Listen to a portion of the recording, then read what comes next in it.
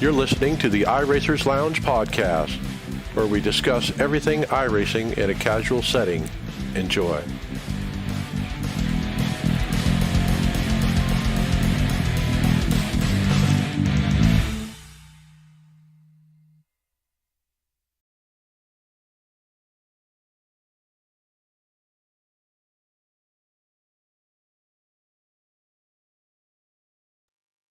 Welcome to the iRacers Lounge. I'm your host, Mike Ellis. iRacers Lounge is a podcast for the iRacer, where we talk all things iRacing in a casual setting. Joining me are the usual characters, David Hall, Hello, hello. Donnie Spiker, Good afternoon, fellas. How's everybody doing? hey, and Greg Hectus. What's up, guys?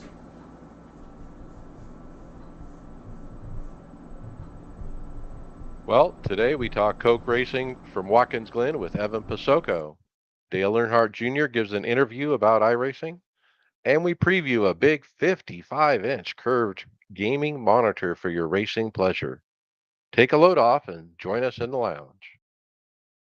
Also, remember that you can follow along with us on your PC or mobile device in real time as you listen to the show and see for yourself all of the great topics and products that we discuss by visiting iRacersLounge.com and selecting the show notes. We hope to see you there.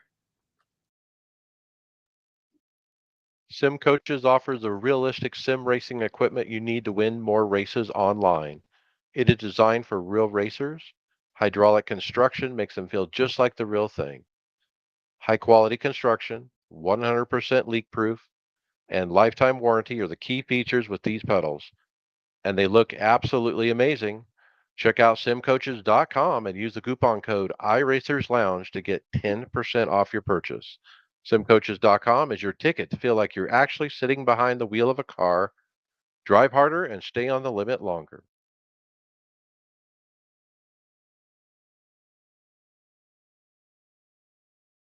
All right, we're jumping into the news topics today, and as we previewed, the biggie is the Dale Earnhardt Jr. interview on looks like iRacing's channel, right?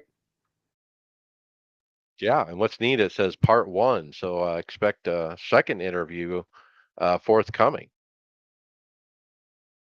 Yeah, it's cool to listen to and get to hear the breakdown of the 87 car, how it was basically the detail that went into building that car basically from the ground up was pretty nice to. We've heard it in the past, but it's nice to hear it again.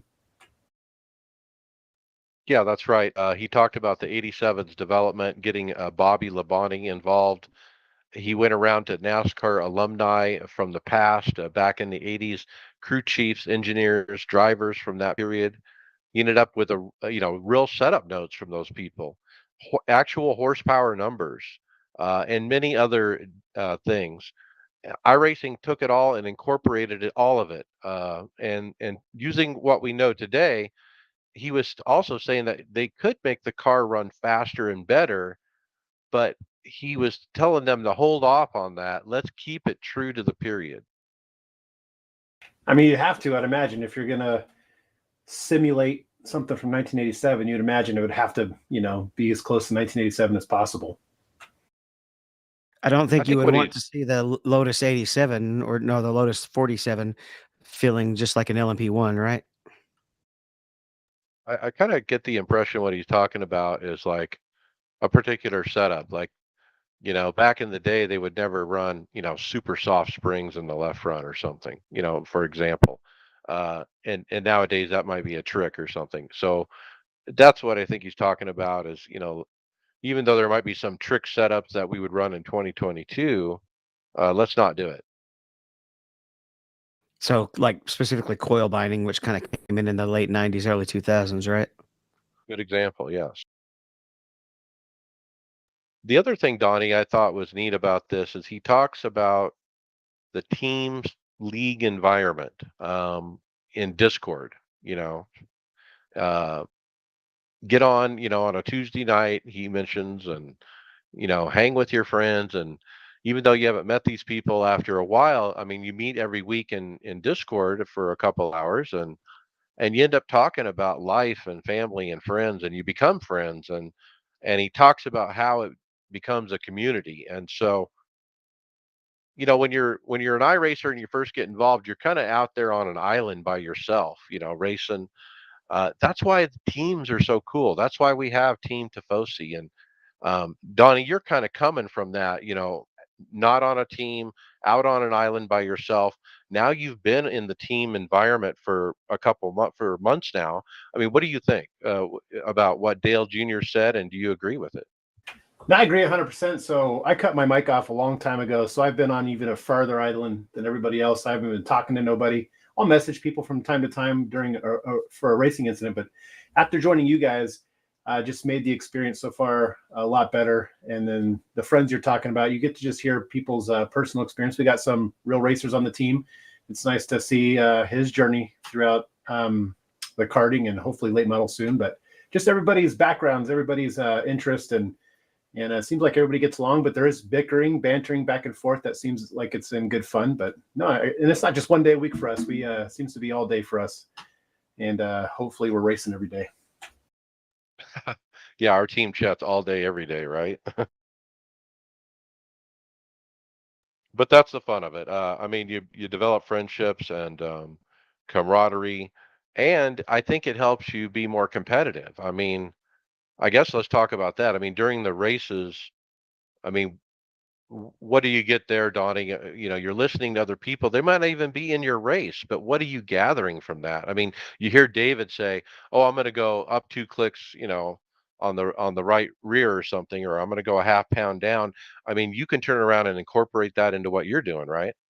No, absolutely. So I've been in some races with some teammates, but listening to some setup changes during the race. Now we all got to keep in mind that we drive a little different than the next guy, so that change might not work for you. But it's just great to see where they're at in the race compared to where I might be, especially laps and cautions and who's in what split. But the thing man, I had something on the top of my head. I'll have to get back to it, but it was something where you were leading, and darn it, I forgot. But it was regarding us racing. Oh, as a Well, team. strategy. So yeah, I lost focus on what I wanted to do. So I've been running a ton of series before I met with you guys, but I've decided I want to continue on the path I originally set forth myself when I got the rig and went on iRacing. So hopefully by next season, I can help build the sets as well. Because that's where I was starting off. I was building the trucks and the B car setups. But this next gen car, I have a lot to learn with it, and then focusing on that, running some A opens with David in the future as well.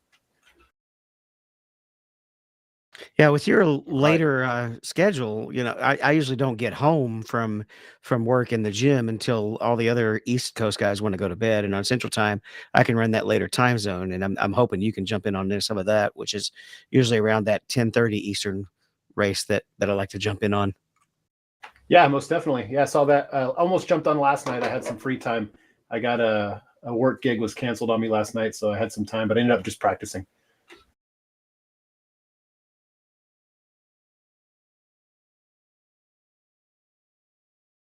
Well, as we continue to kind of come back to talking about Dell, looks like we found him in Japan, Mike.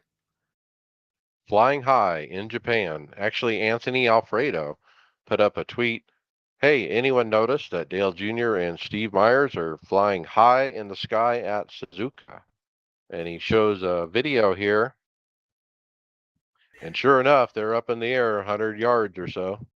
So is this new or a glitch? Because I've spent several laps around Suzuka, and I've never looked up. Probably, I think this is turn one or maybe the last turn down the straight, but I've never seen it before.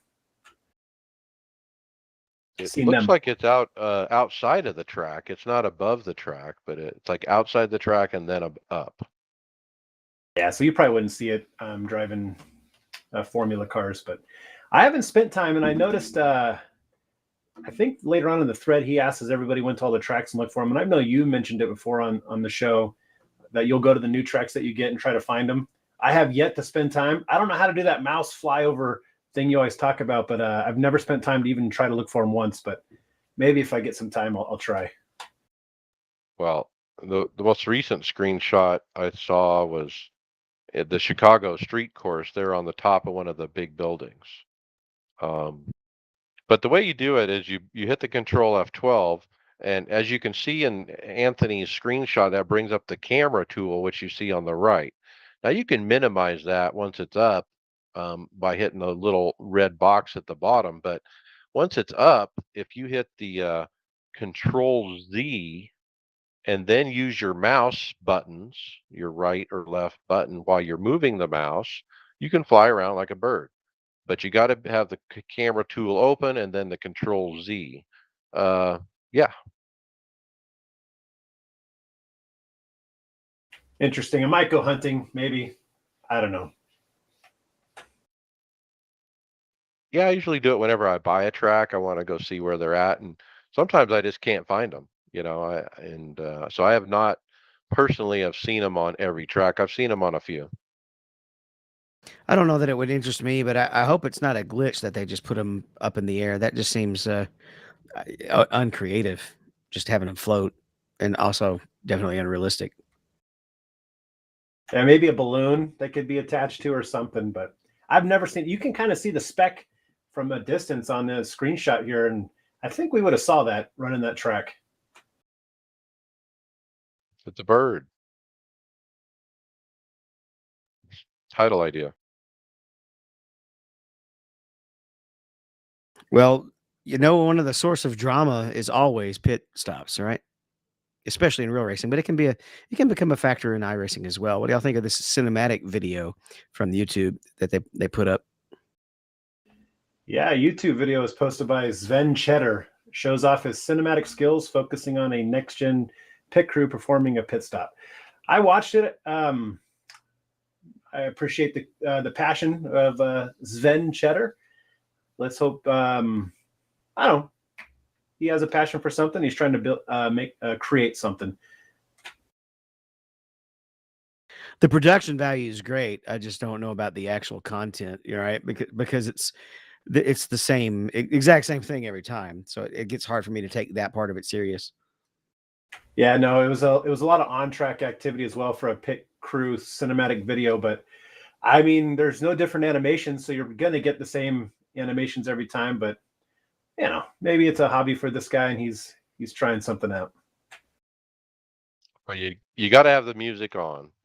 And I think the best part of the video is before the pit stop. I mean, uh, it's got this real, you know, Tom Cruise Days of Thunder kind of feel to it. He's got these shots of the driver, and he's shaking in the car, and he's got shots of the car up close and then far away. And all this dramatic music behind it, and it's all building up to the moment he slides into the box.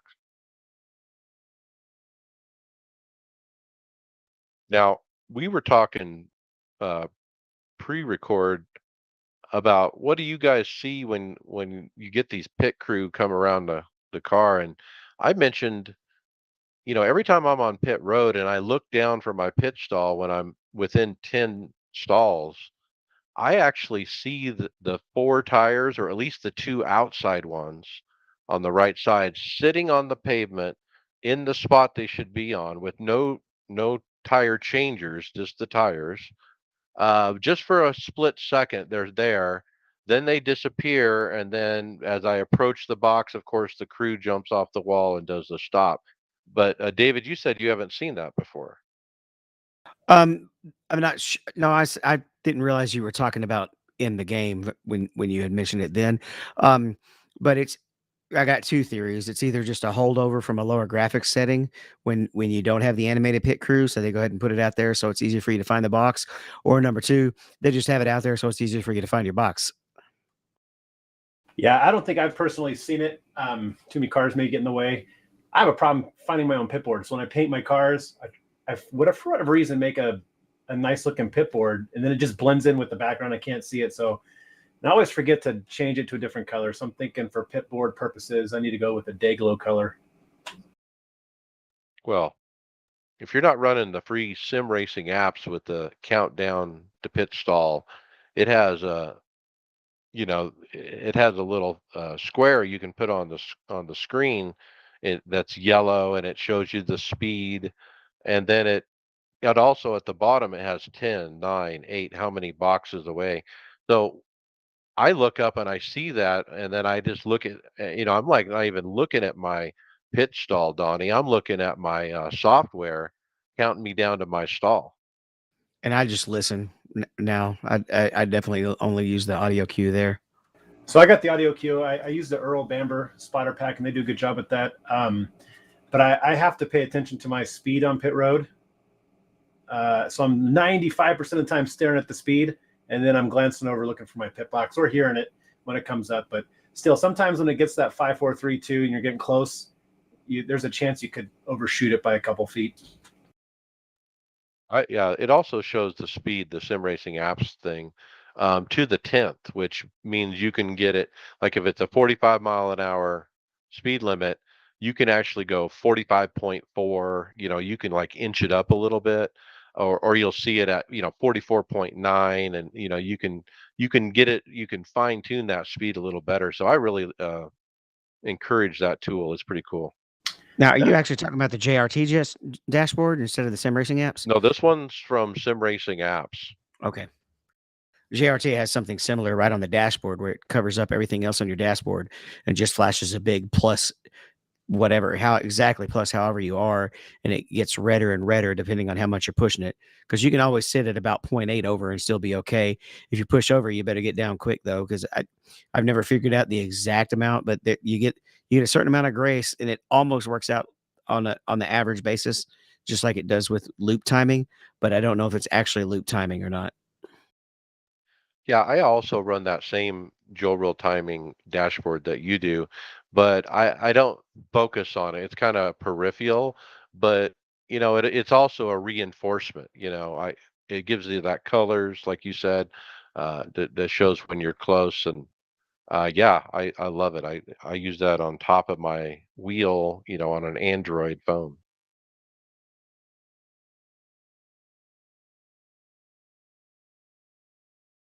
All right. Well, the next story we do have come up is a continuing running theme that we've been covering a lot lately.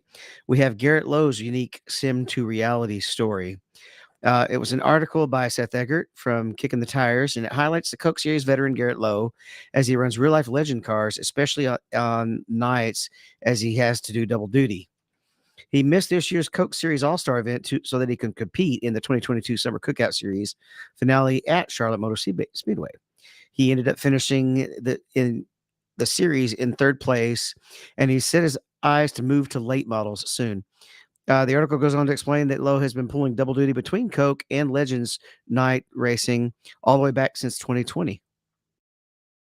Yeah, sounds kind of crazy. So double duty meaning he has to run the Coke Series race and a real life race in the same evening. So for me, it's 6 o'clock Pacific. So they're running at 9 o'clock. So I guess he would have enough time to run home, or maybe has something set up temporarily at the track, potentially. Is he based on the West Coast? He's Charlotte, I think. No, I was just thinking Oh, of times, what time they ran out there. Oh, okay. Yeah, so there's several times he's had to do double duty this season in the Coke Series. I mean, with his one win in the Coke, and he is in the top 20 in points, so he's in the playoffs. So, well done, Garrett.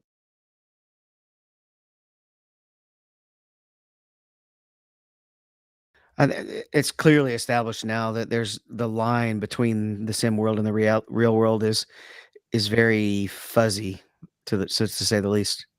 Yeah, for sure. The top guys are starting to blur the line, and if they're good enough and they can do what they're doing on the sim and in real life, why not pull from the sim world, find a driver that way?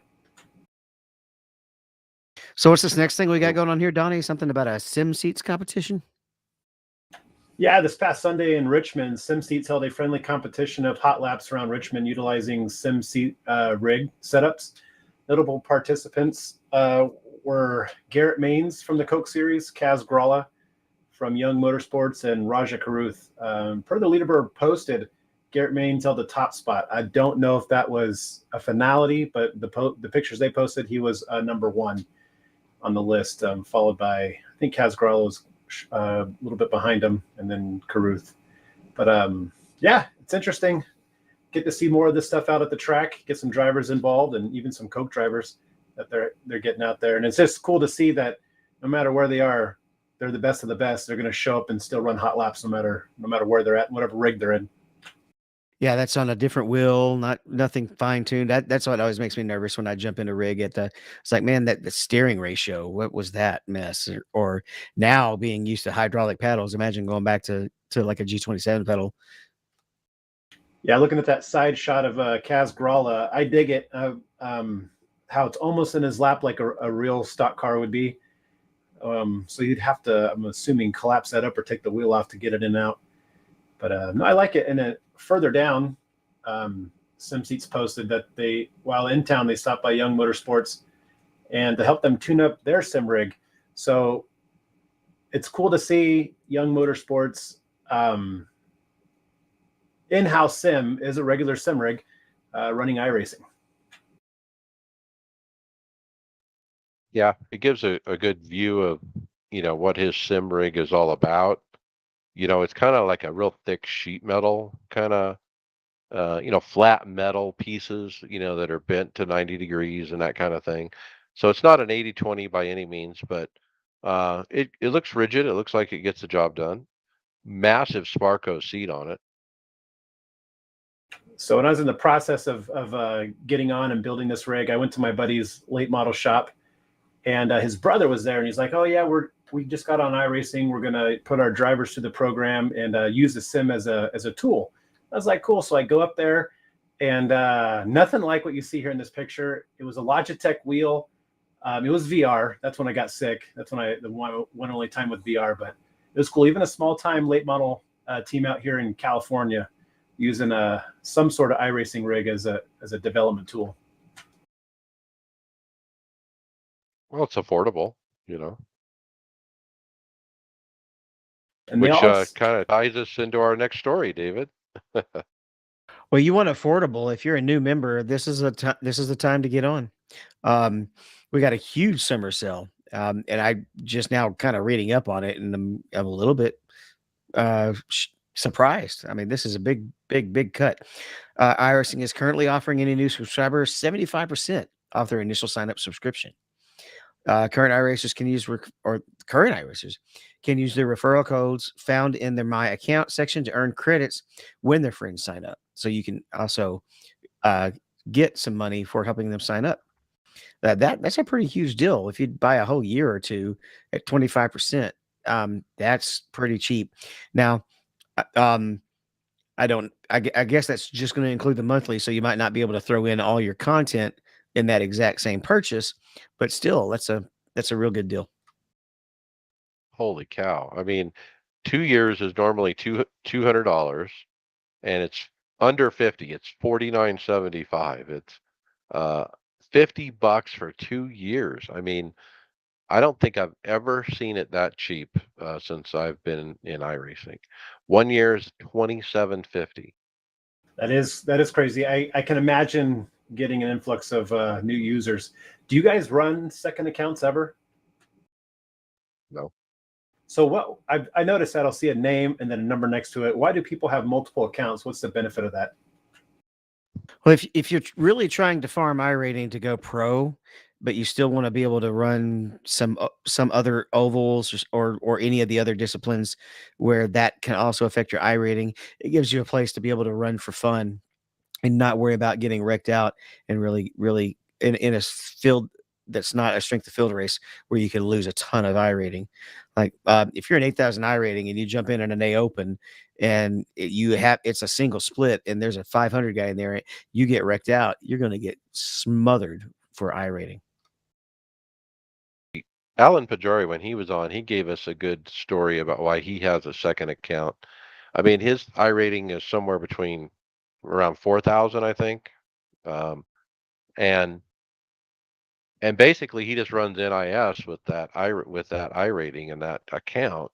And he wanted to, like David said, run other stuff, be free to not jack that up. Like, hey, I'm going to go try the 87 cars, but I don't want to mess up everything I've been working for the last 4 years building this I rating to 4,000 because it's precious and I don't want to lose it.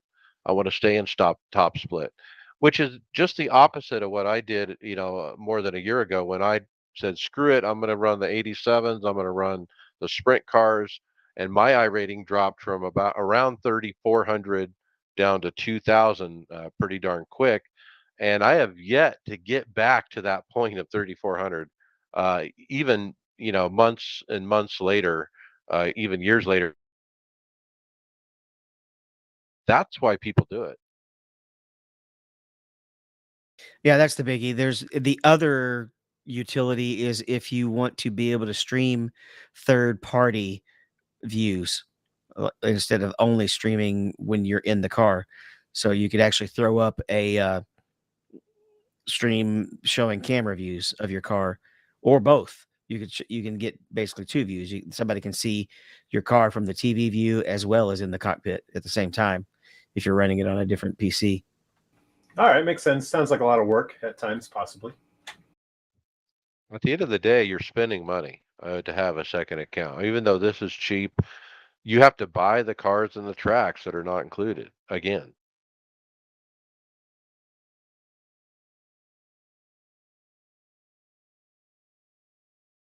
All right, Now, what go about ahead. Go the ahead. current members, though? Well, we were talking about that. The big sale we usually jump on is the iRace or the Thanksgiving Black Friday sale, right? Is a pretty good deal usually for us, especially if you go ahead and start getting on a yearly subscription routine. You can save some good money there. Also, if you have owned more than 40 pieces of equipment, you get 20% off of everything. So you don't have to worry about buying in bulk anymore to get discounts on tracks and cars.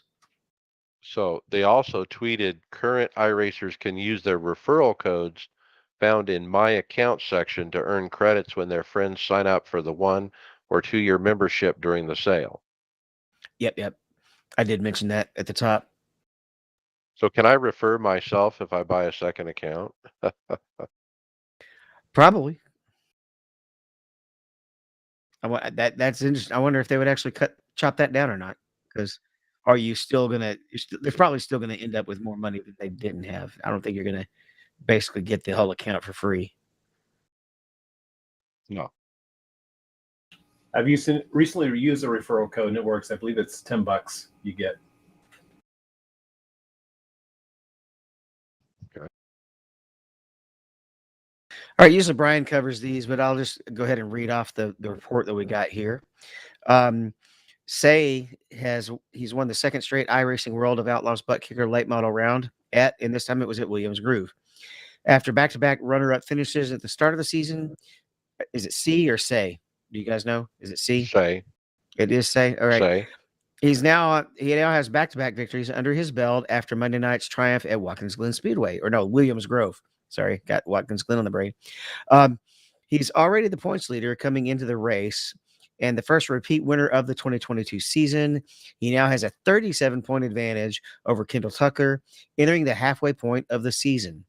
And it's thanks to his continued consistency. So the top five was Evan Say, Dylan Wilson, Kendall Tucker, Felix Roy, and Blake Majoilis. And the championship standings at 305 points is Evan Say. 268 is Kendall Tucker. Blake Majoilis at 256. Dylan Yeager at 255. And Logan Rumsey at 230. Very cool. Yeah, so I caught some of this. It's always fun to watch. I like the dirt stuff. I like watching the dirt stuff. I'm terrible at it. Hopefully I could in the future. Somebody mentioned about turning the force feedback off, maybe getting a little better at dirt. But yeah, I like watching it. It's fun. Yeah, other than that, it's good stuff.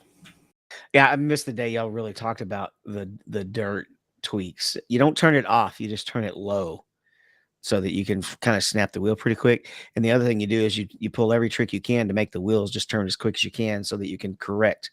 Because if like when I run asphalt, I like to run a super slow wheel because it really lets me take care of the right front. If you try to do that in a dirt car, you'll never be able to recover every time you get sideways.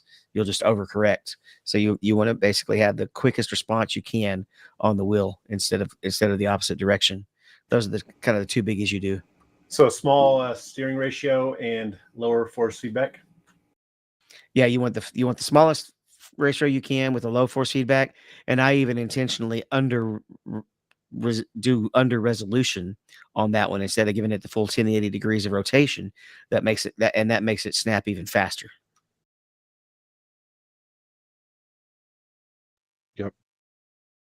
Yeah, I when I first started dirt, I didn't know all that and I couldn't drive it. But once I figured that trick out, it made it a lot more comfortable.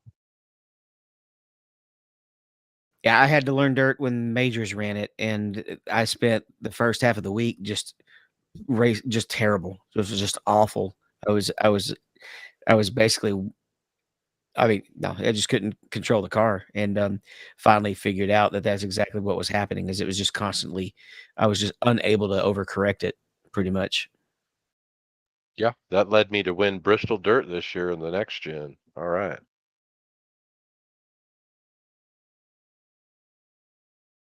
It looks like we got a new apparel company called Hill to Toe.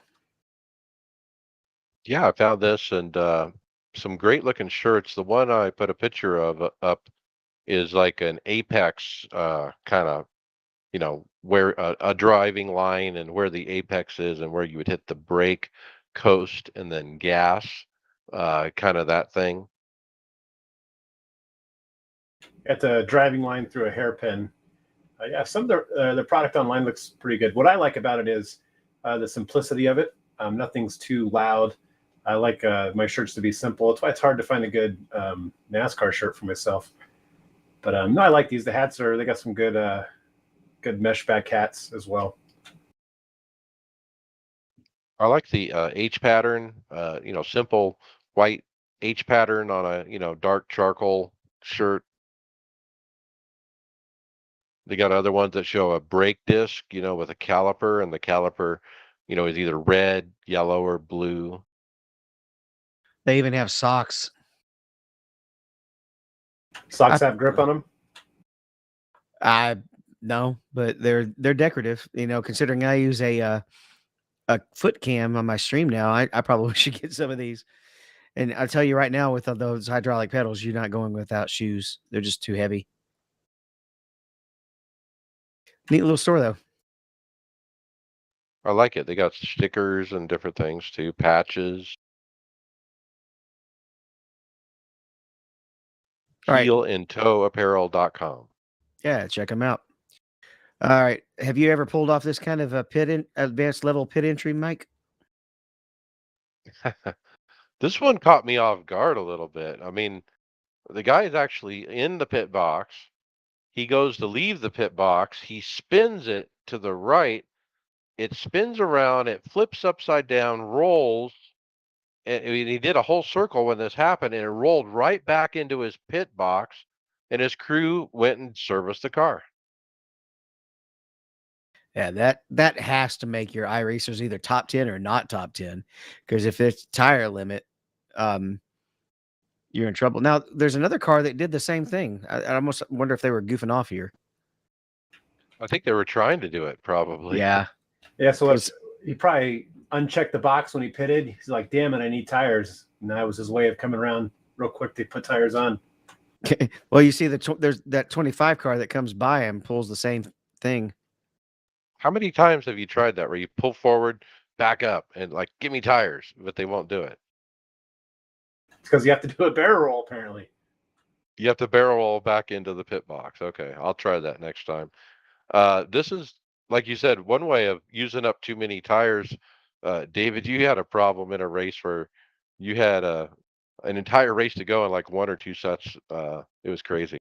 Yeah, I think we already talked about that one. It was one of those where I had to reset the Steam VR again right after gridding, and I came back in, and it took 2 sets of tires away, not just 1. And so, yeah, I had to spend the first hour just, saving tires. Felt like he still finished good in that race, from what I remember. I we'll see when we get the results. It's all mushed together right now. But this is crazy. I just definitely the title ideal is barrel roll or barrel pit. Okay, I got this one. Listener Michael Miner sent this in, and it's very interesting. So I'll read what he sent in. What would you do if you saw a commercial during the Coke race with a Cup Series driver on iRacing making moves on the track in his sponsored car, and then you realize that the footage is actually you? It was actually you on track and your car from 7 months ago, but the car has been repainted, assuming trading paints, to look like this professional driver making moves on iRacing, dodging crashes. Well, that happened to me tonight. Fair point. What threw me off, it was a Logitech commercial with iRacing clips embedded into it. It wasn't an iRacing promo of any kind. It was actually a Logitech commercial. So iRacing has my clip of that. I sent it in and made the Daytona highlights video way back in February. I just find it fun that I can walk around and tell people I helped make Bubba Wallace look good.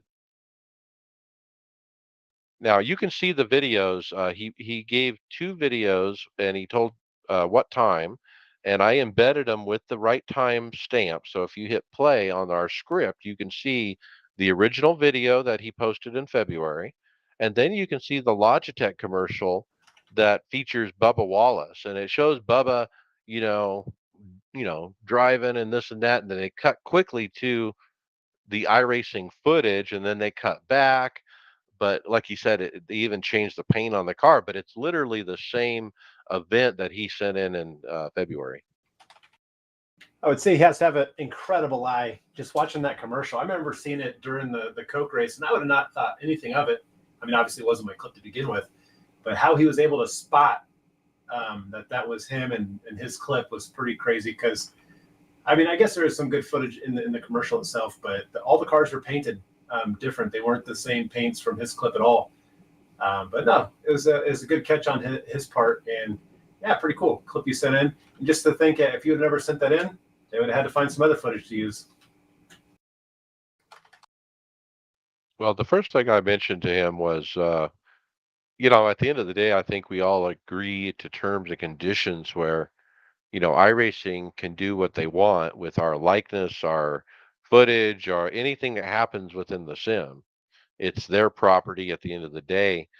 You got to remember it's a subscription based, you're leasing the content. You don't own nothing.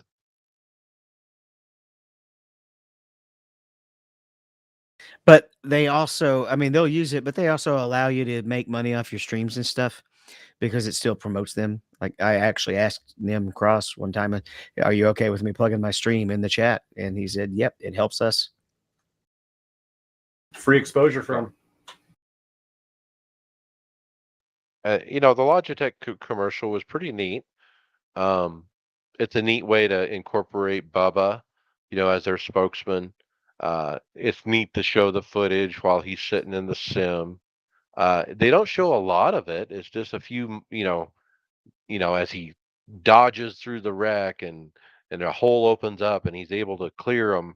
That's the part that they kind of lifted from that other video.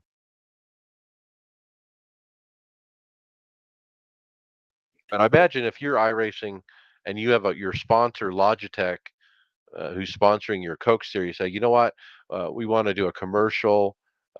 We need some footage to work with, for Bubba Wallace, and so hey, iRacing puts out these videos once a month with all kinds of great footage. Maybe we can use some of that.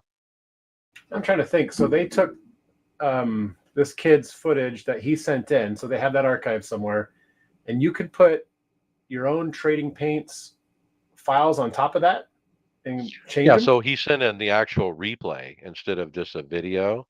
Like when you go save a replay file, he sent that in to the guys at iRacing. That's what you're supposed to do. But then iRacing, they can pop it in their sim and then they can load up whatever paints they want.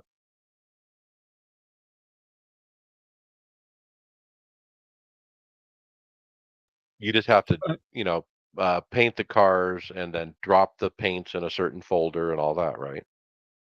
Yeah, but the only thing that's kind of disappointing at is I would want if I'm going to see promotional footage of a driver, I would like for it to be that driver. I think it's kind that aspect of it, even though it belongs to them, it seems disingenuous. So what they should have done is use the footage, the actual footage of Bubba Wallace during the iRacing Invitational when he said "F it" and stormed off in the middle of the race. Yeah, it wasn't a Logitech wheel back then, but no, you're right. But I don't. It'd be more disingenuous to have Bubba on iRacing driving that well anyway. Zing.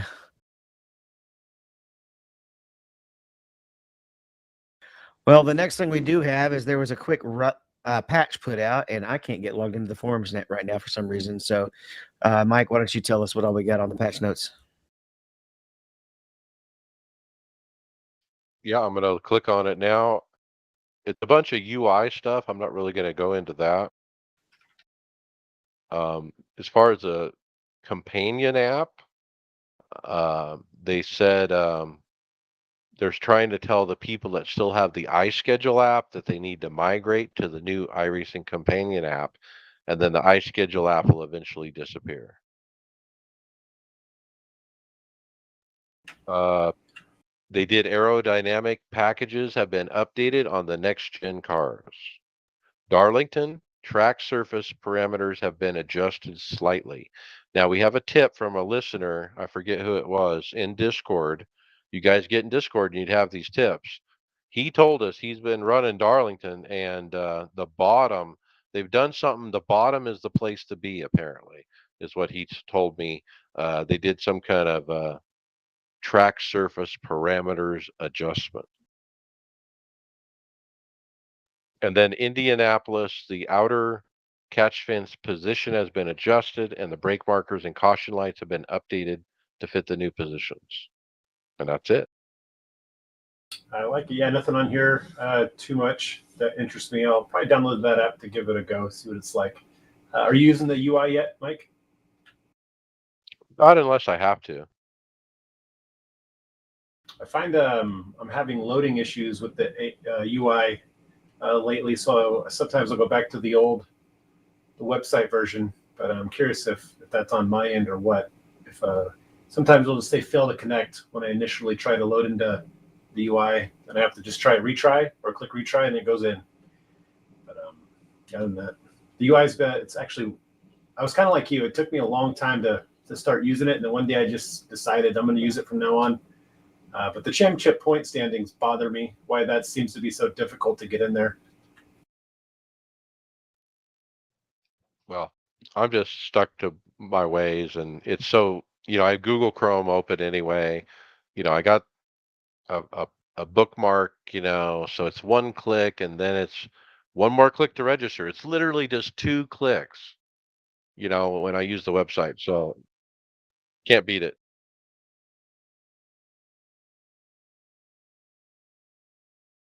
All right, the final title I think we have for the news. It looks like Lucas Oil Speedway is hashtag soon.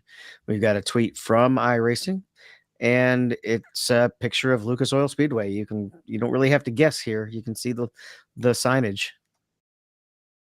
Yeah, so I'd ask Yeah. in our group chat today about this one because how's this different than the asphalt version? Is it in the same area, same location? I wasn't aware of the dirt version of it, but I'm sure it's out there. It is confused. I'm confused as well. I was also going to say there's two versions of this Lucas Oil Speedway, and I've never been a fan of naming a racetrack after a sponsor. I mean, remember Lowe's Motor Speedway before it became Charlotte, and this stupid stuff like that. And then out in California, the AAA Speedway or whatever. It's Well, BS. didn't the paved Lucas Oil get renamed to O'Reilly Raceway Park for a while? Yeah, so you had the IRP, which is Indianapolis Raceway Park, which the trucks ran this year. It was a great race. Uh, yeah, that used to be called ORP, I think like you said, O'Reilly. Oh yeah, that's not Lucas Oil, but I was thinking it was related to that. I thought it was called Lucas Oil at some point too. It was. That's why I get it confused with Lucas Oil Race or Speedway, the asphalt version. I always think it's IRP, but it's not. They're two different things. Now we got this third one, and I'm sure these Yeah. all existed in space, and I'm just being ignorant to the fact. But Auto Club out here in Fontana. Well, we know for a fact from Greg Hill interview that they're working on the rest of Indianapolis, and that's going to be out in the September build, which is coming really soon, guys. And now with this teaser, we know a dirt track's coming too. So this is the beginning of probably teasers for the next build. We're probably going to get a bunch of these in the next couple weeks. Boy, the little 12-week seasons just keep rolling off quick, don't they?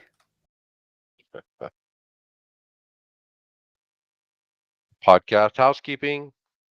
Leave us a review on your favorite podcast platform to make it easier for more listeners to find the podcast. Mention us to your fellow drivers so they don't miss out. We do appreciate it. Check out the Discord.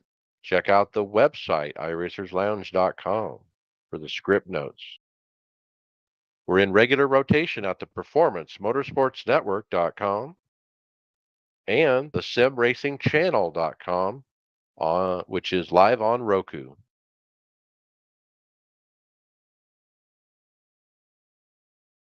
All right. Usually we have Brian or Tony to come in and do the fantasy, but Donnie, you've been keeping up with the fantasy as well, so it's your cookie today. Yeah, so this past weekend, the Cup Series was at Richmond, and our league winners this week for the race itself, Boats and Hose takes the top spot, Ray J number 2, and Res Dog number 3. And it looks like 3 other individuals tied for 4th. Overall standings, Louder still leading the way, Oh Baby 44 in 2nd, and 2IF in 3rd. Trying to see the first, looks like Greg for the race finished the highest amongst the team in 9th place, and Tony right behind him in 13th. I was terrible. I might have finished last or second to last. So somebody reminded me right before the race, check your picks. And I had a moment to do it. I went into the fantasy and the only person I had listed was Kurt Busch. And I had no other picks, just Kurt. And so I did make picks this week, and I didn't finish last. I actually finished second to last. And Yeah, then I Donnie, finished you're third to last. third to last, and Steven's right above us. So I had at one point, I think I was in like the top 5 for this race, but it's fantasy, man, and you got to roll the dice, and people crash, and who shouldn't crash, and whatnot. That's why I hate. I don't want to say I hate fantasy, but I don't like rooting for people I don't want to root for, and that's what happens sometimes. Yeah, Tony Groves had fourth. Greg was ninth. Uh, Tony Rochette at 13th. Brian was 16th. That was TG1 Racing. Is that Tony? Yeah. So we had some teammates finish high up there. But a road course this So what weekend, about so that's going to throw what all the about ringers in there again. Watkins Glen, and then that's gonna be different. I tried the whole ringer thing last time, and that backfired. But I have a feeling if Kimi doesn't get wrecked or wreck out, he's going to finish well. He's going to be in a good car, and it's going to surprise people who don't think he's going to run well. But I think I'm going with all ringers this week. Just why not? Because next week after that is Daytona, and again, you're just throwing names to a wall and see when it sticks. Yeah, I'm gonna pick Kimi. Yeah, I hope he does good. Just for his last experience, what was that, 10, 11 years ago, wasn't the best. I couldn't imagine driving an F1 car, winning a championship, than driving a truck. That's got to be weird. Well, I mean, he's with a good team. This team has won races this year, so I'm sure they're bringing a good piece. He's had some tests already in the car, so he should do well. I'm looking forward to it. I can't remember if they were testing at Virginia, but obviously they're going to show you clips that make him look good. But there was some clips in there. I was thinking he's moving. He's moving that car pretty quick, and I was a little surprised for a test, but he looked pretty good.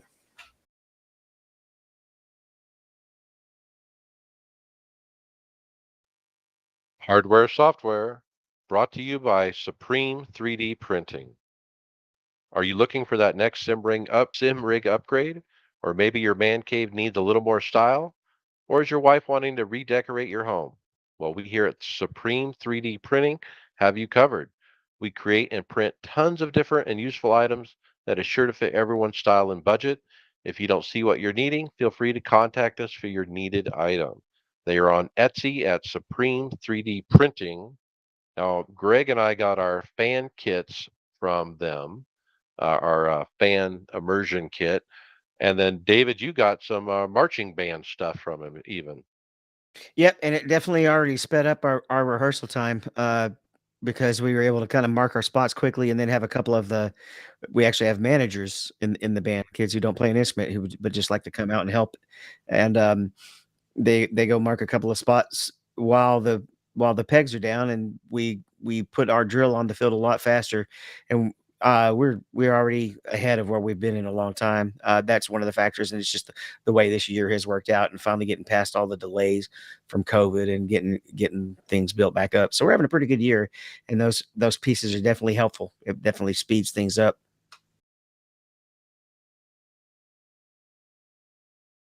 All right, and the first hardware item we're going to hit is the ALOGS shifter, or IELOGS. This one's a weird spelling, or is that a typo?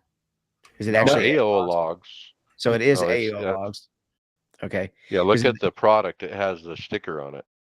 yeah, so it's the typos in the paragraph. So the AOLOGS sequential shifter and handbrake, it's all metal, polished aluminum piece. It appears to be a nice option for the budget minded.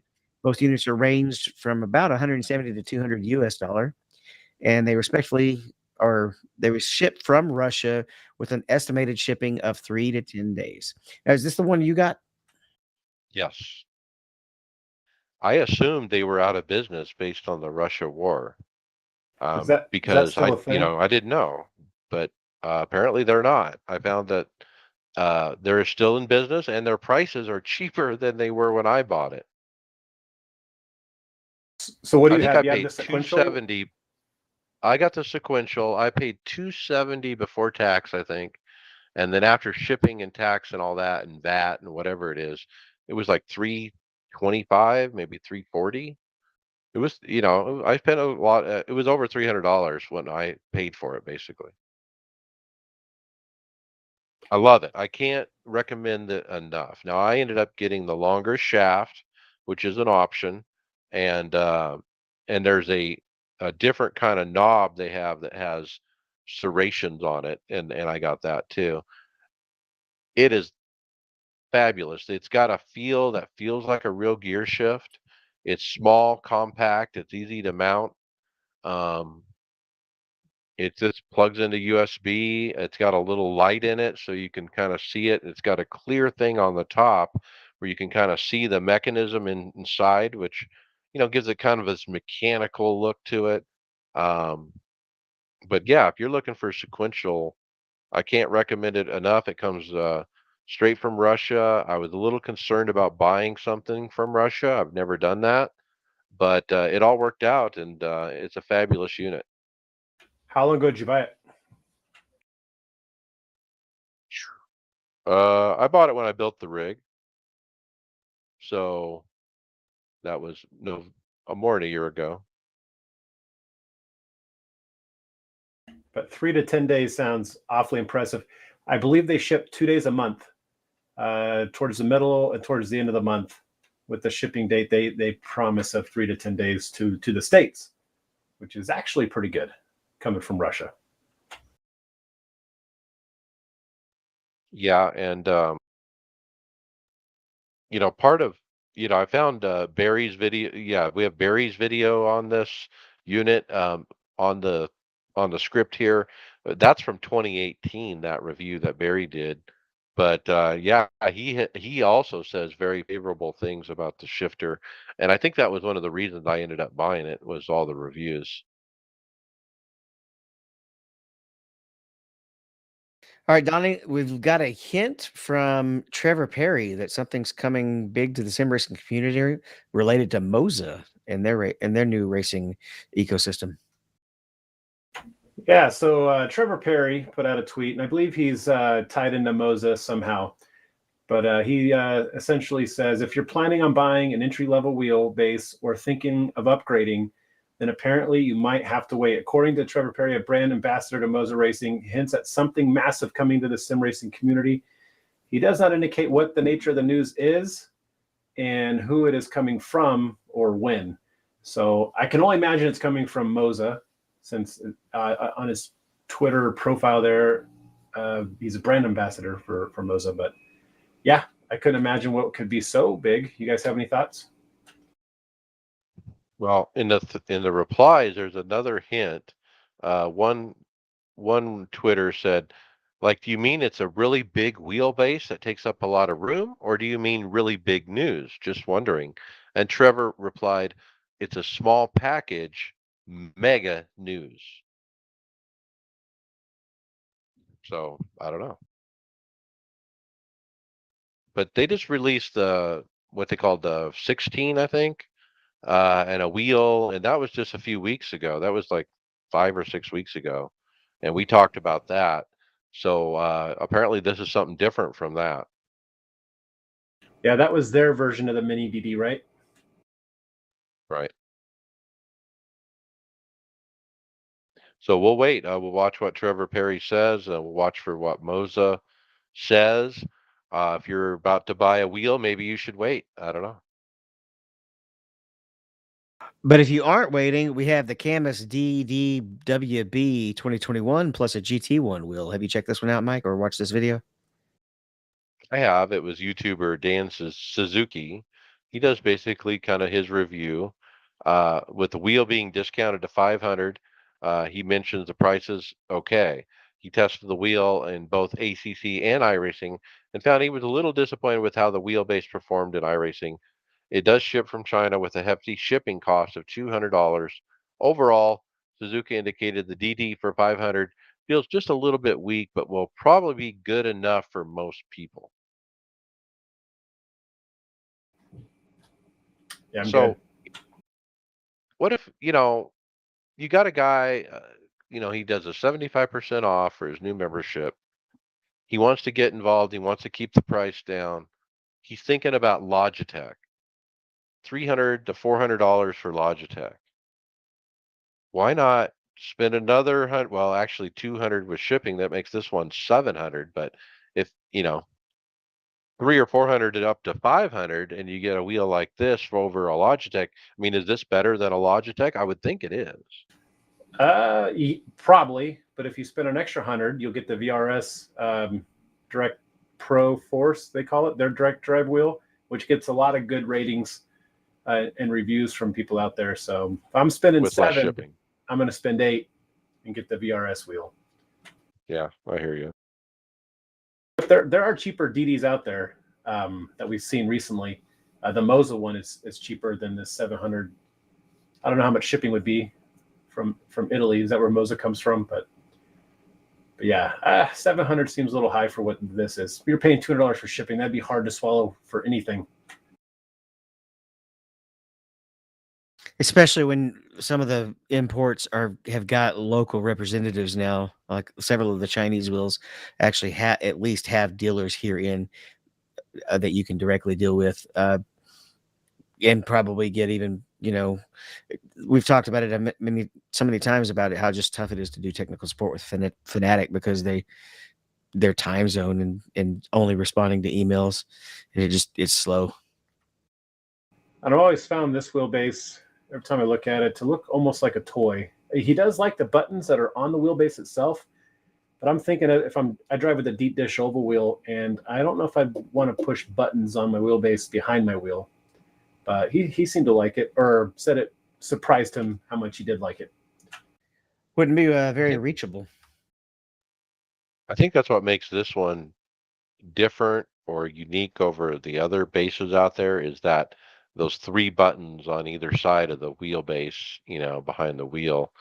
I don't think we've ever seen any that have that, and that's what makes this one.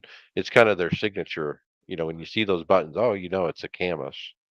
Yeah, and you got the two one's a toggle switch and one's a flip switch that are above the 3. So you got one of those on each side. So a total of, I think, eight components on the wheelbase itself.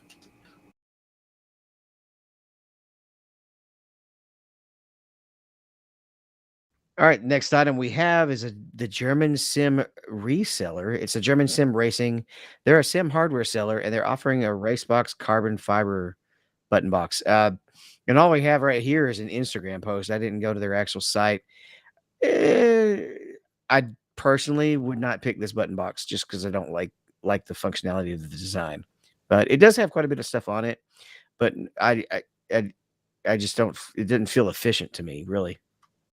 No, not for 330 euros. You're right. They do sell the race box iFlag, which is that really nice one we've talked about recently. Yeah, they got a couple different button boxes on their site. So it's German Sim Racing is the company, and they basically resell other people's stuff. And I don't know, they're probably charging some kind of upcharge on this stuff, but like you guys said, the prices don't seem to match what you're going to get from it, and the layout's kind of weird. I can't imagine any real layout like that being in a car. Yeah, they got all the good brands. I mean, a lot of good brands. I mean, looking at the wheel brands, I mean, you got Asher Racing, the F64 V3 at 1100 euros. That was my second choice of wheel when I went and bought my wheel. I almost bought the Asher. He's got Fan Attack, he's got Moza, he's got Precision Sim Engineering, he's got the Rexing. We've talked about the Precision Sim Engineering and the Rexing are both those high end wheels with displays and a million buttons. Yeah, the Precision Sim Engineering LMX, 3,342 euros. They have the SemiCube 2, so they resell all the good stuff. So hey, if you're in Germany, I mean, this is probably a nice place to go shopping. Yeah, the markup is probably going to cover your shipping. If you're not having to pay the shipping, it's probably basically the same difference. So they're selling the VRS wheelbase that Donnie mentioned a minute ago at 899 euros. Yeah, it's 800 799 from the VRS site itself. But if you bought it and had it shipped back over to Europe, you're probably paying a good chunk of that shipping. Yeah, pick it up locally. Maybe it's a deal. Yeah, who knows? Still would like to know where VRS is because the emails you get back indicate it's a Far East company, but then some people say Germany. I have no idea where they're at. Not sure. Well, they do a lot of the testing in America because they've got quite a lot of their representatives and coaches are over here. They do reply quick. I do know that for customer service wise, but yeah, just have no idea where they're located.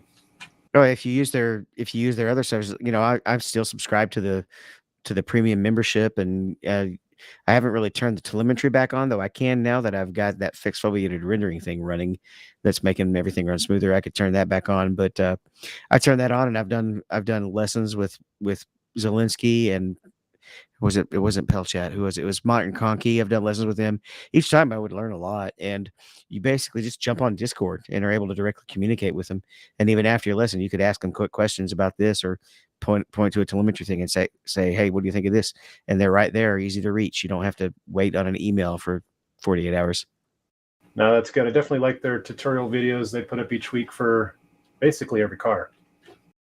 Yeah, and I went back and watched the Watkins Glen this just to see what they said about this car, and just to kind of just to also review, right? All right. Well, we talked about the historical 87 car earlier, and now we have a picture of the historical Fanatec wheel. Looks like their very first wheel. It's an article in Traxion by Thomas Harrison Lord, and it highlights Fanatec's first ever steering wheel system as Fanatec turns 25 years old in 2022.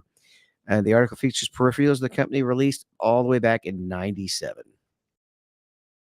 Yeah, so it's cool. I didn't, man, 97 would have been the PlayStation 1 for me, and I don't remember any steering wheels whatsoever, and I would have never heard of a Fanatec. I think I bought a wheel for the PS2 and immediately hated it and took it back. I don't even remember the brand, but it was a Walmart version, so whatever brand they sell back in, what would that have been, 2001. But yeah, no, it's cool to see. That shifter's goofy, but I'm sure it was awesome when it came out.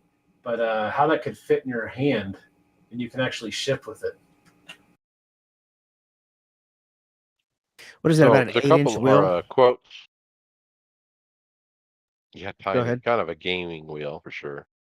Yeah, I got a couple quotes from the article. It's Hayermeyer, Jackermeyer, the CEO of Fanatec. These are his quotes. He said, "The steering wheels back then were with the rubber band, and the feeling was not good at all," explains Hagermeyer. Um, so we said, okay, let's try a metal spring. When you invent a new technology, even if it's something mechanically basic, like a spring replacing a rubber band, then it's always a new challenge to overcome. Back then, there were a lot of cheap plastic toys. I was totally missing any feeling of luxury like leather or metal. The high end segment was actually not existing at all. Yeah, it's pretty cool. I would like to have been around back then to check it out, but I have a buddy who builds and collects old PC parts. He builds old computers and whatnot. I'd be curious if he could track something like this down and see what the value of it is, or just get his hands on it.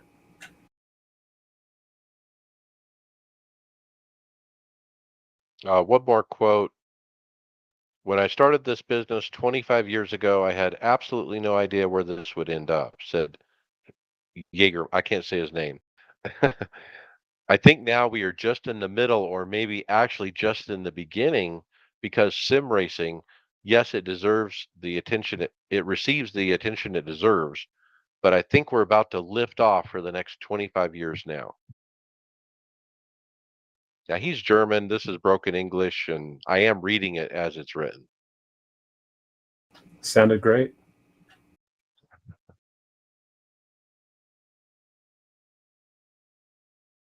All right, we need our DIY guy for this one, but this looks pretty interesting. I don't know if you guys got to watch it. I just literally hit a couple of spots, and I know that this could probably give you a lot of the same information you might get from the butt kicker because it's basically mini base shakers, right? And it's a do it yourself post from Sim Racing Corner, and they're mini base shakers that are being actually manually attached to your own pedals.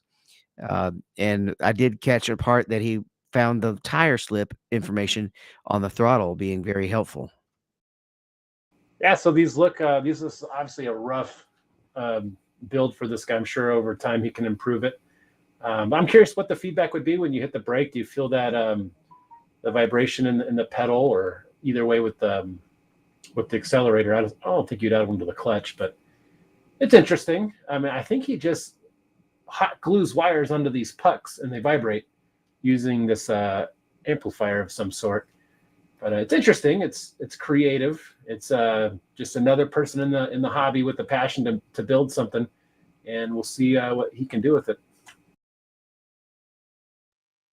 So I like it that he's putting them directly where your feet are, like on the back of the pedal, your toes are literally inches away. I mean, that's when haptic feedback really feels immersive, is when you have that almost direct touch to it. And because it's literally attached to the pedal, I mean, he's got that covered. However, the implementation I don't like. I mean, like you said, the glue gun gone wild is another title idea. Glue Yeah, and gun gone wild. he could probably clean that up with some heat shrink, heat tube, heat wrap for those wires.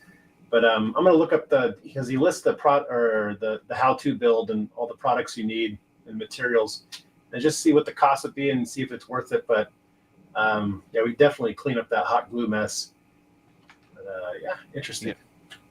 yeah, I'd love to see Lawrence from Sim Coaches do his version of this. I bet it looks clean.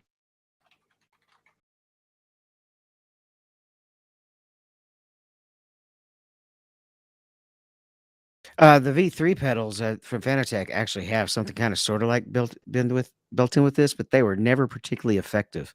So I'm curious if this it is a little bit more effective than they were. These vibrate pretty good from the video. They put out some feedback. Who knows if it's accurate, but some feedback.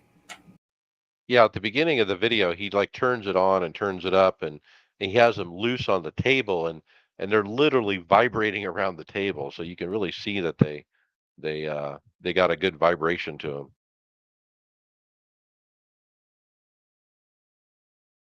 I'm telling you right now, and the more information you can get about tire slip, more than any of the other immersions, if you can feel the tire slip, you know when your car is on the edge of getting ready to try to spin.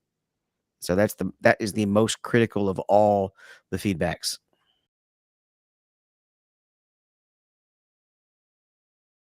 All right, I thought we've seen this one before, Mike, but because I've seen this vertical looking monitor option, but we've got this 55-inch curved gaming monitor from Samsung. Yeah, you haven't seen one this big. This is 55 inches and it's brand new and it's all over the internet this week and it's amazing. I mean, the first thing I was thinking is, wow, triple 55s curved. That the curve to it seems a little off. I don't know. I don't have a curved monitor. I've seen curved monitors in person, but that the curve to this one seems a little too much. But again, I'm not a monitor designer. Now, in theory, could you get two curves on your left and your right, and then a flat panel in front? Is that even possible? I think it would be weird. I think you really want the same monitor on all three. And if you're trying triples, that would be just about too much, wouldn't it? Don't you agree the 27 is really the way to go or when you're doing the triples? Well, so here's the thing. So the 27 is the right size if you're putting them in a traditional mounting spot, which is right above your steering wheel base. Um, Now, if you're going to go bigger, like Boosted Media did with his triple 55s, you got to move them back. I mean, your rig is going to be, 6 feet from the center monitor, or 4 or 5 feet, or whatever. It's going to be much farther away. And I think if you position it right, you'll still get the right perspective, as Boosted Media has proven, yeah, that you would get as if the 27s were right in front of it. I think you would still get the same perspective, but the monitor's got to be placed right. Yeah, I How? don't go ahead. No, go ahead. I don't get the vertical orientation though. I mean, there's the reason we all run the 16 by 9 is because that's kind of how we see, right? With our stereo vision.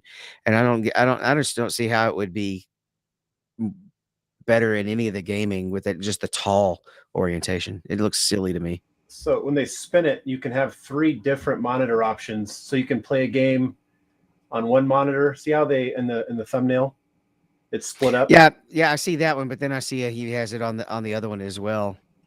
And I just have two monitors. I I just rather guess have two you monitors side by side.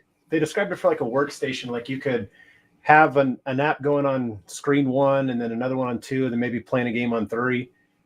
That's the only way I see it being. I don't. Yeah, like you're saying, you wouldn't play a normal game on it because you just lose too much in the left and the right. Yeah, and So your upper peripheral vision just doesn't. I don't see that being as good as your left and right.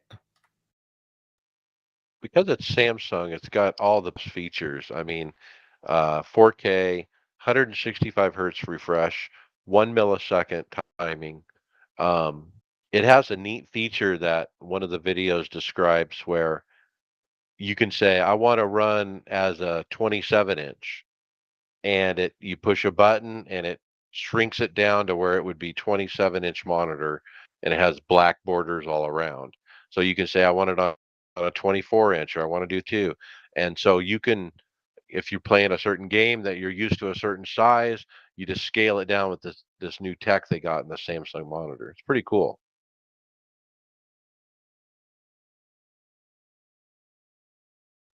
3,499. So three of those, I mean, you're over 10 grand without even a stand. Well, you'll be in good shape though, but especially if you're new to iRacing because you only paid $27 for your subscription. Now, what about if you just want one monitor? Would this be a good single monitor racing monitor? If you position it right, it could be, but I mean, it's going to be a little distance from your wheel. It's going to be weird, I think. There are a lot of people who are running the single ultra wides and doing okay with it. Yeah, but they're not this big. This is bigger than those. Those are 46-inch, David, I think.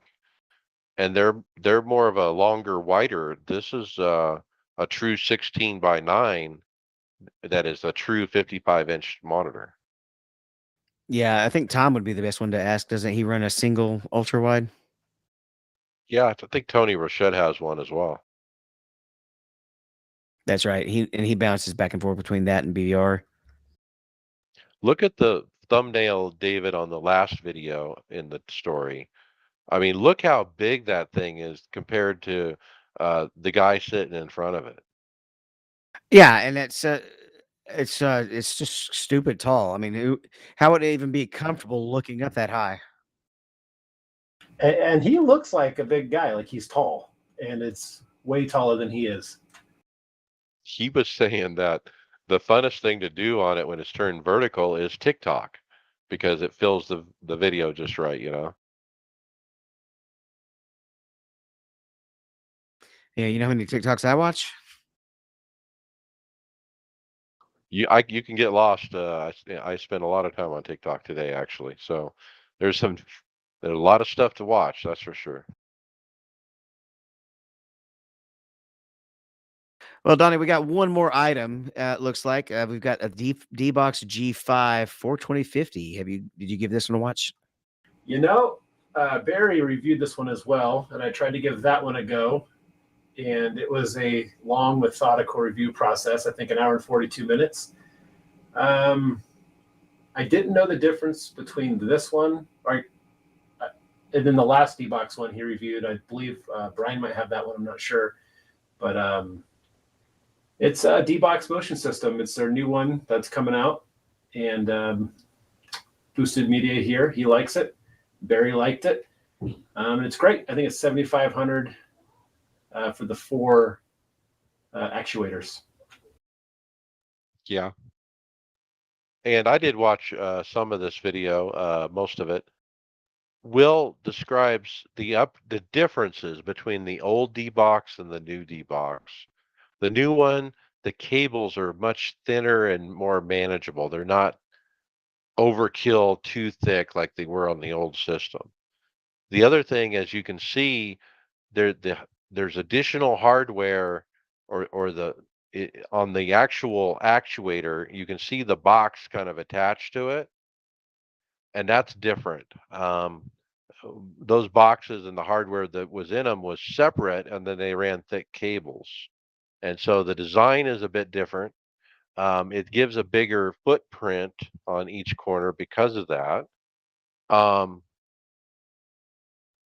the other thing he said was, the price is lower. They did lower the price. However, if you compare it to systems like Brian has and other people, they're spending less than half of that money. So he said it in a nice way, but it's still way overpriced for what it is. The other thing it has is the haptics or the butt kicker type shaking and vibration built right into the motion actuator. So that's the other key difference from the old system to the new system is the haptics is all built in. And so Will was basically saying, look, if you're going to buy this, you don't need butt kickers, you don't need haptics, you don't need tactile transducers and all that. This covers it. And so, you get a 80/20 rig, you bolt this on it, you're done. He talked about one other feature. I don't know exactly what it was, though. I didn't understand what it was. That it was subscription based, that you would have to pay D-Box every month for. And he said he didn't really like that. And then they also signed him up for some trial of some other service that he wasn't interested in. But other than that, I mean, he enjoyed racing with it. It was just as good as any other motion system, etc. So you'd have to pay a monthly fee to utilize this motion setup. Well, no, just a particular feature of it. I don't know exactly what that feature was, though.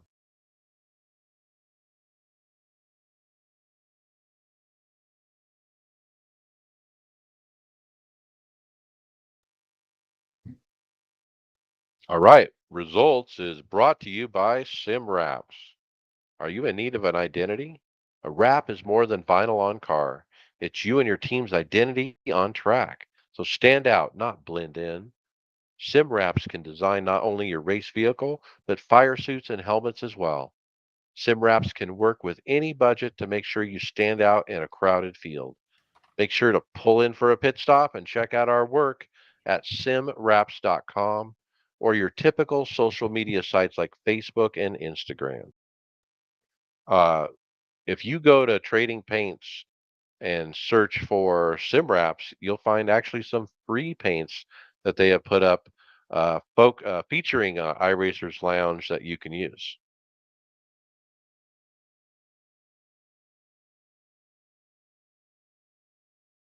All right, Mike, it All right, looks let's like we're go to jumping. Richmond. Yeah, we're at Richmond and you hit a P11, right? Not bad. 11. Started P24, eventually worked my way up to as high as P4 with 50 to go. Ran my tires off on this run, fell way back to 17th. I got a late caution, was able to work myself back up to 11th, and not too bad. Didn't you actually run your tires down to like 14% on on one of your runs? Four Oh, percent. yeah. Man, uh, yeah. Okay, so we'll get to Tony's in a second, but I ended up. This is the one I had to run that set of tires for 100 laps. They were still in the 70s after 100 laps. Okay, Yeah, I I ran an 88 lap run, and I think I was at 67, 68, or my right front. so I had a P222 on this one. This is the one where I had to run it. I did all this. I came back. I was all the way up to ninth. I had to take the lucky dog twice. I finally got back on sequence everybody after just limping around on old tires. And then on the very last restart, I spun the tires starting on the inside, trying to get a little greedy and had to let the whole field go by. So all of that work to come back and then I choked it away. Old All right. tires is Tony rough. Rochette. Tony Rochette, P4. He said, not bad for waking up from a nap 10 minutes before race time, having Windows update issues, doing to control figuration, and not having my sequential shifter not working. Spent the first half groggy and in the back. Eventually made my way up to second for the final restart with 90 to up to second for the final restart with 90 to go. Car got tight on me, so lost a few. That was probably the longest green flag run I've ever had at Richmond. Yeah, I had a P23, started P6. The car felt great. Can't remember the set I used, but it had great long run speed. But early on, there was two incidents that were around me. So I got a little nervous and I backed out, went to the rear. That was a huge mistake, as I was involved in two incidents of not of my doing. One of them broke my right front toe link, giving me 8 minutes of damage. So I ran the rest of the race in the back, just hoping to pick off some casualties. But it had great long run speed. I was catching and passing guys with 20 younger tires than me on that 88 lap run we did, and it just kind of pissed me off because we had top 10 speed. Steven, I don't think he typed anything up in here, but he ended up winning the race, so I got to watch him on the relative as he was battling the last couple laps. But he lapped me, but he had good speed. He won the race, and I didn't get to wake up Sunday morning to redeem myself, but that was the best I felt in this car and utilizing the setup. So going forward, especially next year, I want to run longer practice sessions to make sure I know and understand how the car is going to react over a long run. I call those A opens. A opens then. Yeah, Steven's Seriously, kicking butt this week. yeah, about 30 minutes just to really get comfortable. But then in an A open, what you get is you're running race trim around everybody else at the same time. If you're just running a bunch of practice sessions, you don't really know what anybody's doing. So many people are in there hot lapping. I mean, I'll jump in a session and I'll be 25th, 26, some down in the 20s or 30s in the fast time, and then I'll pull up the 20 lap average and I'm number one. Because nobody in there is really practicing long runs. They're just trying to see what they can do in 5 lap and make adjustments that way. So Qualifying setups probably. you really don't know what you got till you run one of those day opens. So I get I get twice as better in an A Open as I do in a 30-minute to an hour practice session. Now, here's a Reddit complaint question. What do you find better, or the quality of racing in A Open or NIS? It really is hit and miss. I mean, I've had some A Opens that are trash. I've had some NISs that are trash. We'll talk about it a little more. I ran incident free at Richmond on Sunday. So it is really hit or miss. The biggest challenge is A Open, your strength of field is more spread. So you'll get sometimes an 800 stuck with a 4,000 in the same split, whereas you're all more closer together in the NIS, and this is the guys that you're more familiar with. So you can get people that you don't really know and end up having some problems in the A Open.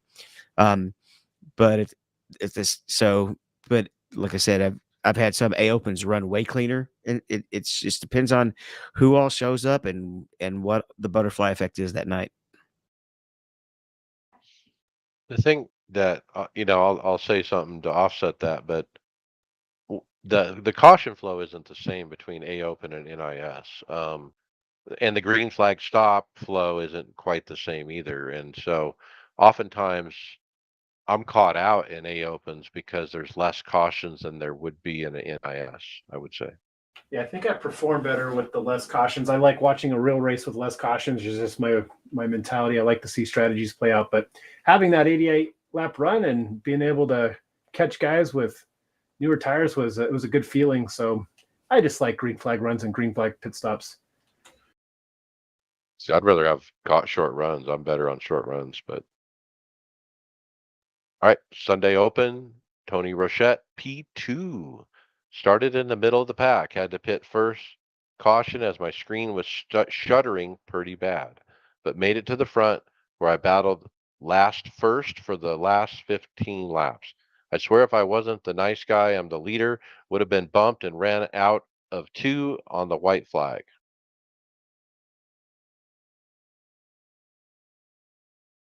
I David, did P8.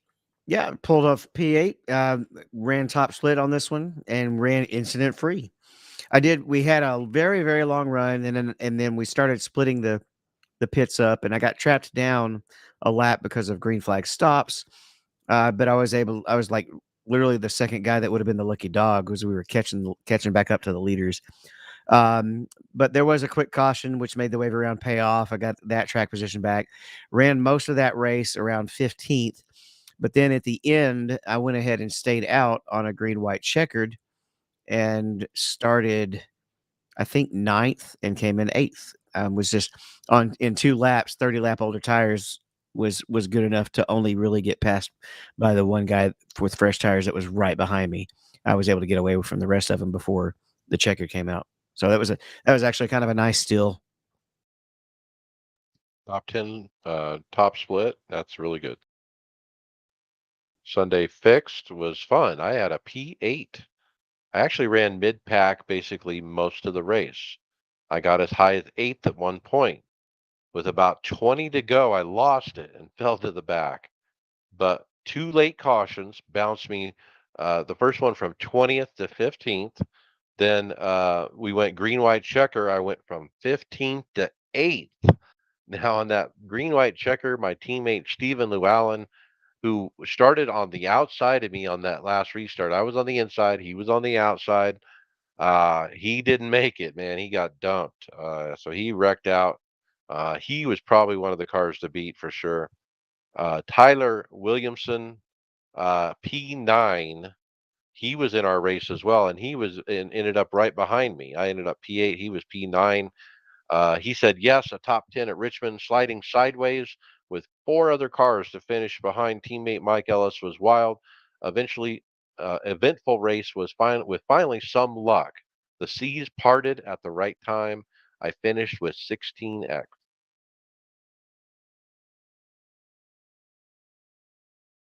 Okay, Watkins Glen, David Hall, P9. Yeah, I actually had teammates in my split on this one. Right, you were in there and Tom was. Tom was at the bottom of my relative most of the race. He was about 4 or 5 positions behind me. It was a pretty clean race. I had a couple of guys that I actually had to work to pass. Um, one of them, he was actually one of the guys on the list, and I never had to bump him, and he actually finally gave the position once I got side by side. So he actually earned his way off the list, so to speak. Right. Pretty neat. Other than that, it was a pretty clean race. Once I got past a couple of the guys who were just a little bit hair slower, um, that was all I had. So there you go, P9. Well, so even though we were in the same split, David, I never actually saw you on track at all. Like literally not the entire day. Yeah, what did I qualified like 16th and finished P9, and I ran the fuel tank all the way empty, so I never had to come back by you. All right, I was one of the last people to pit. Do you take tires? No, you don't No, need them. You don't need them here. The tires are just not wearing out at all. It's really almost. I mean, it's almost. This Cup car is almost a like super heavy GT car. The way the tires are handling now, especially on the road courses. my fastest laps were the second half of the race, and I pitted it halfway and just took one can of fuel, basically. Yeah, my fastest laps were like the last 6 or 7 laps, like after pitting, even with a little bit more fuel, because the track actually does get faster too as it rubbers up. I like that it matches what is happening in NASCAR. I mean, NASCAR is the same way right now. I feel All like they right. pit though Uh, for tires, and tires make a difference a little bit more on the real life side. Well, they run twice as long. yeah, they're running longer distances. We didn't need 2 cans of fuel. We only needed one. If we were taking 2 cans of fuel, I would have taken tires. But, you save all that time on pit road by not taking tires. And like David says, there's really no fall off. So, all right. So I came into this race with no practice. My qualifying was my first laps on the set, on that car, on the track. And I qualified P25, but got to P20 by the end of lap one. I ended up following teammate Tom Dreiling until the stop at halfway. We cycled out to about 14th after the pit stop. So I think we were 19th, 20th before the stops. And then after they cycled, we were 13th, 14th. So me and Tom were basically running the same speeds. He was a bit faster. Towards the end, he actually had a big gap on me, but I was still just one position behind him. At one point, I actually caught an old rival that was fairly slow, and I tried to pass him in the bus stop. I drove in just a bit deep, just a little, and I actually hit the side of him a little bit, and then a few of us wrecked. I was able to continue on and bring it home. I didn't get really caught up too bad in that. It wasn't on purpose, and I certainly didn't mean to run into him. He's the last guy in the world I want to run over. But man, if he's slow, I got to go around. I think that's You the missed. video you posted in the chat, and you kind of Ross Chastained him a bit. But hey, Yeah, and I did point out that I put that one on you. Yeah, but I probably owed him one too. So it, maybe we're square. it was almost like you're under braking. Your wheels went left without your knowledge. And that's actually legitimate, because I almost every time in turn 1, my car would really want to yank to the right when I would get on the brakes. Just turn 1. Everywhere else, it would kind of stay straight, but it really did try to pull to the right every time I'd get on the brakes hard in turn 1. And I think it was maybe because I was just turning even the wheel just a little bit slightly. So I literally had to start consciously turning to the left in turn 1 to make sure that I broke in a straight line there.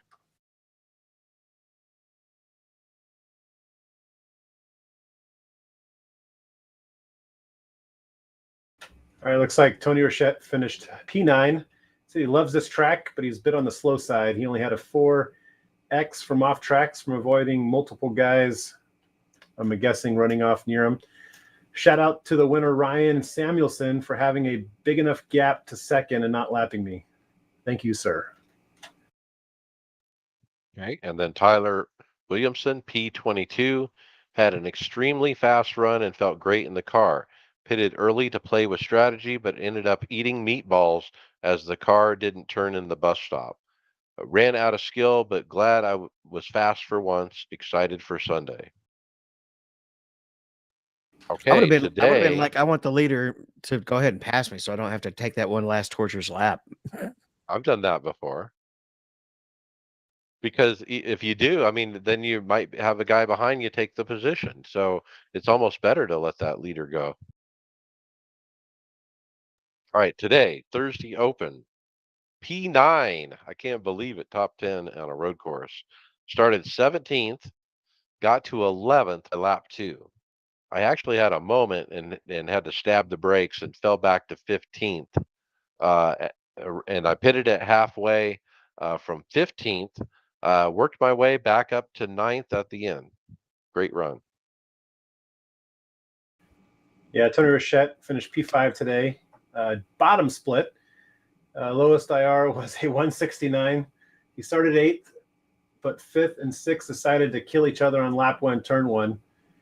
When made my way down, looking fast till I got lapped after I pitted, but got the best road result of the year after being the 2021 Tifosi NIS Road King. P5 for Tony Rochette. Nice run. And he did the strategy where he ran it out of fuel, and he pitted with like 11 to go, um, and just got enough fuel, and it worked out good for him. I might try that strategy Friday instead of doing the halfway. I mean, I don't know, David. Does it matter when there's no cautions ever? Where to when you pit? I mean, it all works out, right? Unless you are fighting for a position and you want to get away from the person, the best option and you do the same thing as IMSA is run it out of fuel, because the lighter the car is, the faster the car is. Yeah. All right, let's move on to official F2000 at Road America. Started P10, car 10, and the top split dead last. I got to P5 by the end of the first lap. Was able to hold it right up until before the white, where I spun on the final corner and got hit from behind and destroyed. Ended up finishing P9. Next race, car number 13 out of 14, started 11th. I went off once, nobody else really did, and I ended up P12. Ouch. Then we changed to Lucas Oil Speedway. Now, this is the pavement Lucas Oil Speedway, and ran the F2000. The first attempt, I started P1 of two cars. That's right. There were only two cars in the race. I finished P1. Then I ran the next one. I started P5, got to P2, but a faster car got me. I finished P3 out of 11. And then the next one started P6, finished P6. All right, so NASCAR B Open was at Watkins Glen. Finished P5, started P6. I had a good run, no issues. I had a 1X exiting turn one. I don't like the track limits there compared to real life, but it is what it is. Got a little deep coming off of turn one there. That's it, really. It's a good run. Just felt like a Tuesday night drive through the Watkins Glen countryside. It feels like All right. it feels so short after running so many boot races in IMSA that it was pretty weird going back to the old layout again. I'm surprised with their fixation on road courses the last couple of years that NASCAR hasn't opened up the boot. I know that turn back on to the NASCAR circuit from the boot can be a little tricky, almost in any car that you drive. But so I don't know how well the next gen should be able to do it pretty well. But I can see the B and the trucks, they could be spinning their rear tires. I really think that NASCAR should always favor the shortest version of the road course, particularly because they do so many more cautions with the stage breaks and everything. That's almost the main reason they're leaving Road America is because it just takes forever to do one stage break. It's a half an hour, so the shorter versions are better for that situation. And just the shorter you make the track as well, the more chances you have of basically contact. Instead of allowing them to get all spread out. Now, with you saying that, I wonder if there's an option of cutting Road America. I know people would freak out about that and think you can never change Road America. But for the NASCAR side, if you cut it to be a little shorter for that purpose that you mentioned before, those two those 2 points. But yeah, Watkins Glen, the way the Cup runs it, perfect. Or at least just put a shortcut in for cautions. Yeah, but they're weird, and they give you some crazy excuse like they can't put speedometers in their cars for pit road speed limits because drivers don't want to look at their speed. It doesn't make any sense. Some things just don't make sense. All right, let's go league racing. We went Monday nights at Fast Track Racing League. We had Joe Owen. He finished laps down. Greg Greg Hectus ended up parking it. He wasn't feeling it. He was like really loose, and then he pulled off and parked it. Adam Jocelyn ran, and he did the same. No, actually, Adam something went wrong, like he got a penalty or something, and so he ended up parking it. He had showed up literally at the last second, like when qualifying was in there, right? And didn't even run run the team set. He just picked some random set, and he wasn't happy with it at all. I ended up P13. Pretty uneventful race for me. I want to mention, the day of the event, the administration of the league announced lowering the incident limits and DQ limit for this race. And guess what? We had roughly 10 less drivers than we did the week before. And I think that had something to do with it, the less driver count, which was a little annoying. And I think everybody on our team was a little annoyed about the rule change. I don't think anyone thought it played in our favor. I guess the idea is to clean up the racing. They think, but I don't know if it accomplishes that or not. Well, I knew it would play in my favor, but I don't like the idea of um, collectively punishing everybody because some people are racing stupid, especially within the incident system. But it accomplished its goal though, because they did run clean, whether it was because there was less cars on the track or everybody was just being a little bit more careful. Um, and it did pay off for me because I had such good long run speed. Yeah, nice run. I pulled a P6, was really fast on the long run, not quite as fast as the top five. And this one really did feel like a woulda, coulda, shoulda.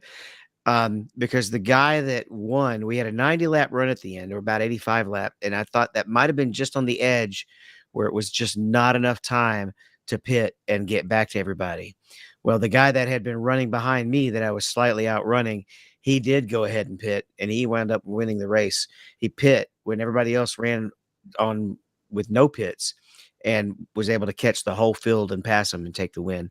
So that was I wondered if I'd have taken that. I should have taken that gamble because I won't make the playoffs unless I snag a win. So I should have done what everybody else wasn't doing. But I already know at the same time that one of the playoff races is on the same day as a contest. So it's just not, this is a league where I have to just enjoy running with the teammates, more about wearing the playoff picture because I just can't make every race with my gig. Yeah, it was like a long run, and I think I split it in half on tires. I pit under green and got tires, and that's what that guy did, I think, to win it. He cut it in half. But I remember the leader who stayed out, who was also really fast at the leader at that time. He pitted with like, I don't know, 19 to go, and I was like, there's no way he's going to get back up there. But he actually got clear back up to second, I think. Fourth or third. He had Was just it? passed Yeah. he had just passed me when we were getting close to the checkered.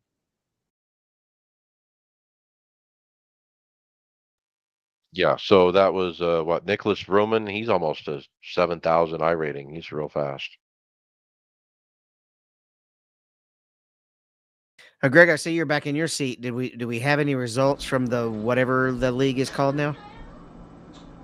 Last week, I'm trying to remember. I think I kind of just gave up. I've not being too enthused in uh, iRacing in the last 20 or 2 weeks here, but I guess I showed that on the Fast Track League the other night too. I just was not having it, but I don't think I finished the race on the last race. This is an off week tonight, so starting in the next season starts on next Thursday.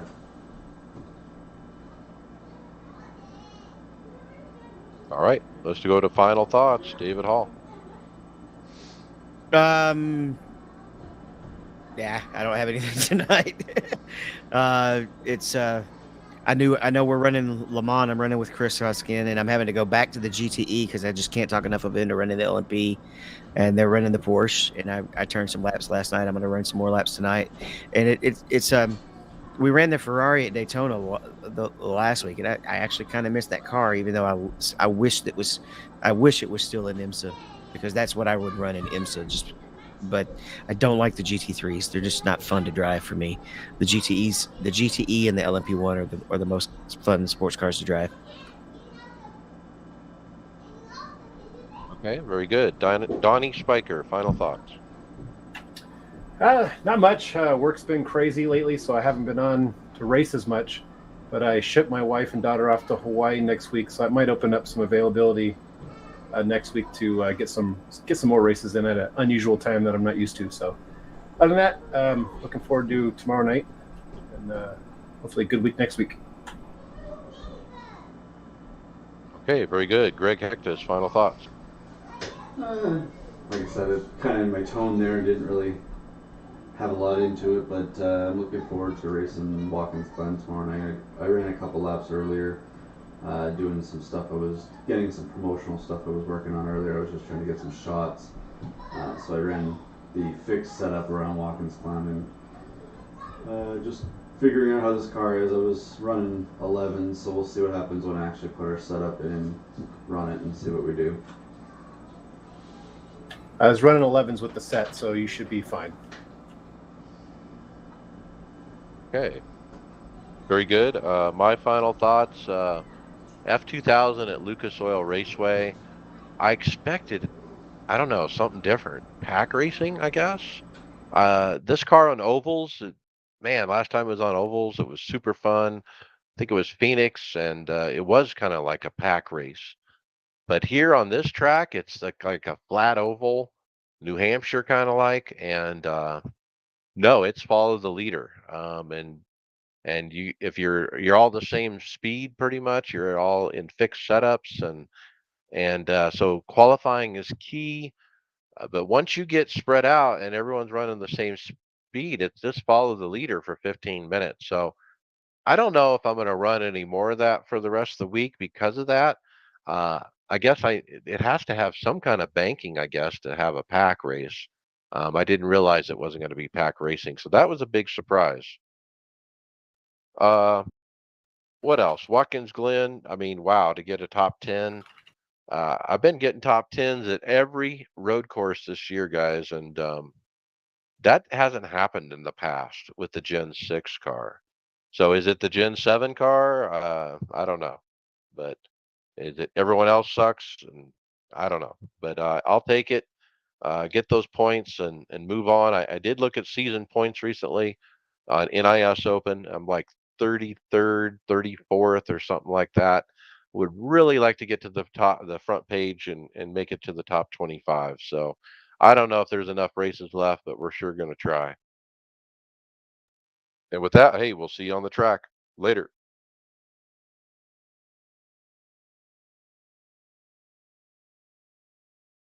All right.